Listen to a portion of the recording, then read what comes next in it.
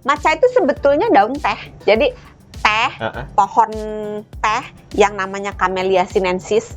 Untuk menjadi matcha, tehnya itu harus ditutup, ditumbuhkan dalam keadaan teduh supaya dia agak menderita.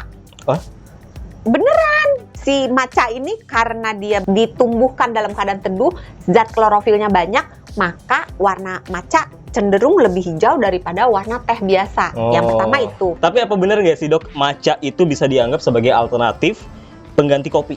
Benar, karena masing-masing punya zat yang aktif, yang ada antioksidannya, dua-dua ada antioksidannya, dua-dua ada kafeinnya, dua-dua bisa membuat kehidupan menjadi nyaman. Si matcha ini kan dikonsumsi bersama dengan daun-daunnya. Berarti kan kita makan daun sebenarnya kan? Oh iya, bener juga. Serat ada di dalam daun. Jadi sekaligus kayak makan sayuran juga dong, kan daun.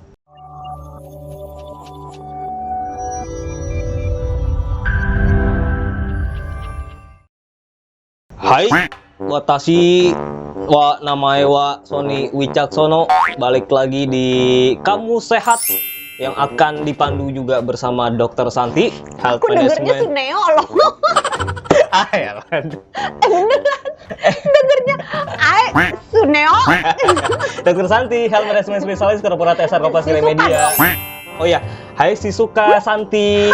Hai, apa kabar? Baik-baik ya? Baik-baik.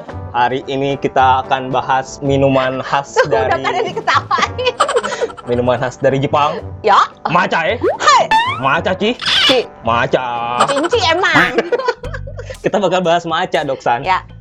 Matcha itu minuman yang sekarang lagi hits. Bukannya itu ya di depan cermin gitu. Matcha. Oke, baiklah, sahabat semua. Sabar. Matcha ini pokoknya setiap sudut ada, apalagi kalau Iya. main ke Blok M. Tiap ini sekarang udah kedai-kedai kopi semua pada menunya Jualan matcha semuanya. Sampai ke dalam warung-warung. berbagai bentuk. Nah, sampai ke biasanya kan Mulai kalau- dari minuman sampai kue. Nah, oh iya benar. Kalau dulu kan ada yang menjamur itu kedai-kedai teh yang di pinggir jalan. Sekarang udah ada kedai-kedai matcha cuma 5.000 doang. Iya, by the way, kedai tehnya udah pada nggak ada ya? Iya, makanya kan diganti sama matcha, itulah Ganti dia. sama matcha, bener. Tapi matcha itu sebenarnya berasal dari apa sih, Dok? Matcha itu sebetulnya daun teh. Daun teh. Ijo. Hijau. Nggak boleh yang ungu tuh. Jadi teh, pohon teh yang namanya Camellia sinensis. Sebenarnya sinensis tuh katanya berasal dari bahasa Latin yang artinya dari China. Oh iya. Iya, ini beneran serius. Oh, okay. Jadi memang asalnya itu si pohon teh ini dari Cina. Oke.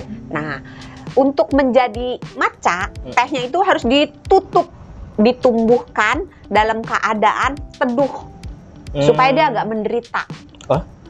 Beneran.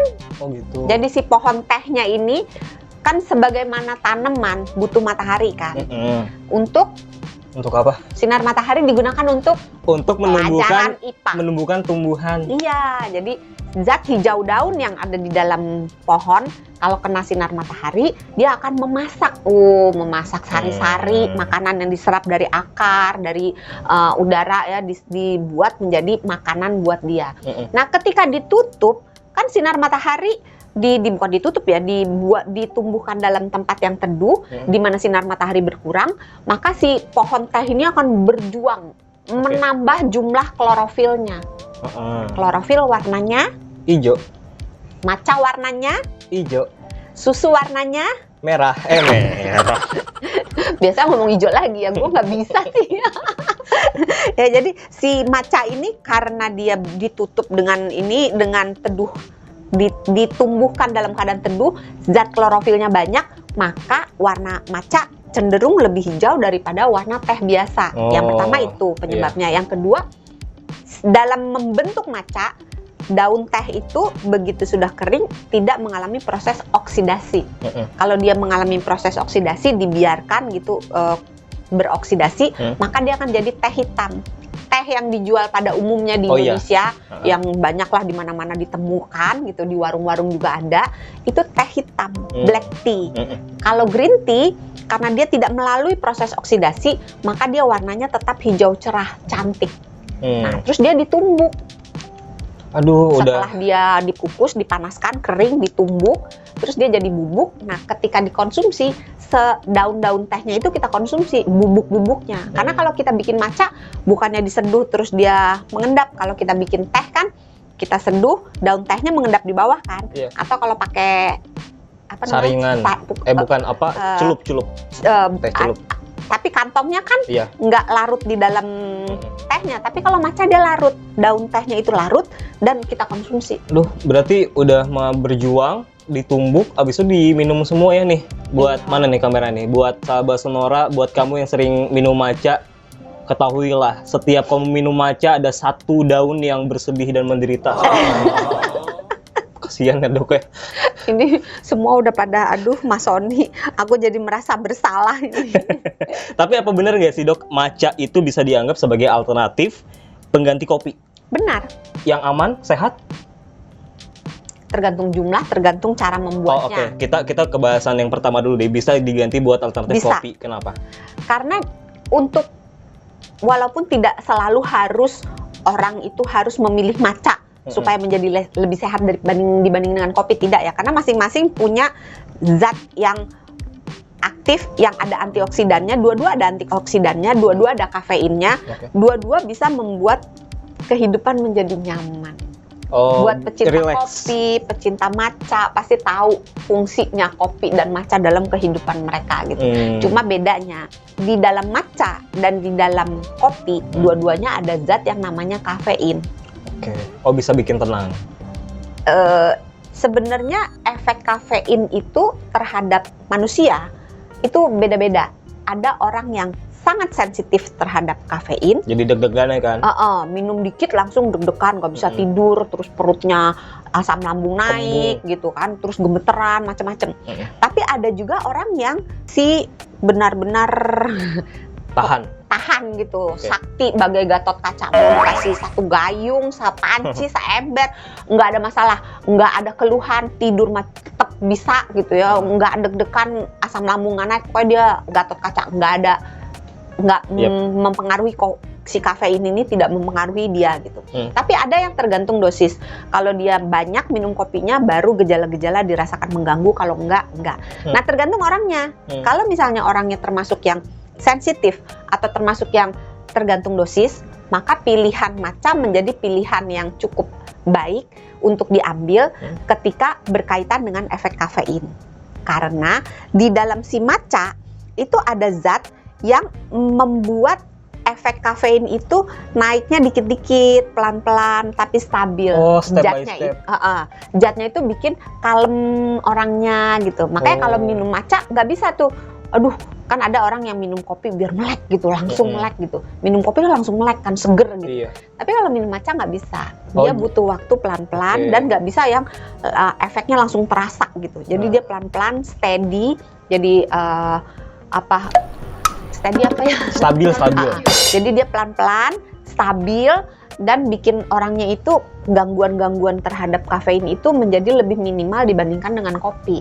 Oke, jadi kalau yang pengen tenang, tipsnya minum matcha ya bener ya berarti ya? Kalau pengen tenang ya jangan dengerin Mas Sony, jadi nggak tenang jadinya. Ya baiklah. Salah ya. Kandungan apa aja dok yang ada dalam matcha yang bisa bikin tubuh kita jadi lebih sehat? Matcha itu sebenarnya hampir sama seperti teh, tetapi menjadi dalam tanda kutip sedikit lebih baik dalam urusan fiber. Fiber tuh apa? Serat. Oh, serat. Kenapa? Kenapa tuh? Coba tebak. Karena kita meminum sari-sari pati tehnya. Betul. Padahal ngasal. Jadi tahu gitu gue bilang salah tadi. Jadi si matcha ini kan dikonsumsi bersama dengan daun-daunnya. Oh, itu. Yang bikin ya. Kalau daun yang teh yang lain kan daunnya nggak kita minum. Tapi kalau matcha kan seserbuk-serbuknya kita minum semua. Berarti kan kita makan daun sebenarnya kan. Oh iya, bener juga. Serat ada di dalam daun. Oh, jadi sekaligus kayak makan sayuran juga dong, kan daun. Ayo. Iya juga sih, tapi kan cuma 1 gram, 2 gram. Iya Kalau sih. makan bayam seikat masa perapat. Lebih baik sedikit daripada nggak sama sekali, bener nggak dong? Iya kan? Iya. Nah kan. Terus efek samping, efek baik. Zat lainnya lagi di dalam matcha itu ada tadi kafein. Tapi kafeinnya karena dia diimbangi dengan L-theanin, yang Jadinya membuat jadi joget TikTok. gimana, gue nggak pernah lo joget Iya TikTok. sama, gue juga nggak pernah. Mesti tanya Mas Markus nih. Jadi gue kemana? Lah kan itu yang Oh, ya, joget pernah yang ya? melet-melet itu kan. Yang gimana? Nggak bisa. Ayo lah, Mas gue malu. Markus. Mas Markus, joget. Kafein nih, terus habis Kafein. itu L-theanin. L-theanin. Nah, L-theanin ini yang menyebabkan orang jadi kalem tadi. Oh, oke. Naik kafeinnya pelan-pelan. Mm. Nah, L-theanin sendiri fungsinya untuk antioksidan. Nah, terus selain itu di dalam si tehnya itu kan tadi yang awal-awal kita udah ngomong ada klorofilnya. Oke. Klorofil juga membantu tubuh kita membawa efek-efek baik, Mm-mm. terus bisa berfungsi sebagai antioksidan juga. Terus ada vitaminnya juga. Vitamin apa aja? Vitamin A, D, A, E, D, K. Yang nggak ada, Adek. yang nggak ada itu D, sorry. Oh, AEK. A, B, C, E. A B C E K. Oh, oke. Walaupun dalam jumlah yang sedikit-sedikit Oh, ya, iya. sangat sedikit. Terus ada mineralnya juga, ada beberapa mineral dan itu juga bisa membawa efek positif dalam tubuh kita selain banyak antioksidannya Oke. juga. Bagus jadi. Dok, dari dulu itu kan trennya ngopi ya kan? Mm-mm. Kalau pengen chill, pengen Ah. santai kan ngopi. Terus sekarang kenapa sih? Bisa nggak kalau dari sisi kesehatan Dokter Santi jelasin kenapa sekarang ini trennya jadi geser ke matcha nih? Udah warnanya cantik gitu. Terus efeknya ke badan lebih soft daripada kopi. Trending terus orang jadi ngerasa, gue keren loh kalau minum matcha. Karena ya untungnya juga sehat juga ya matcha itu ya. Belum tentu.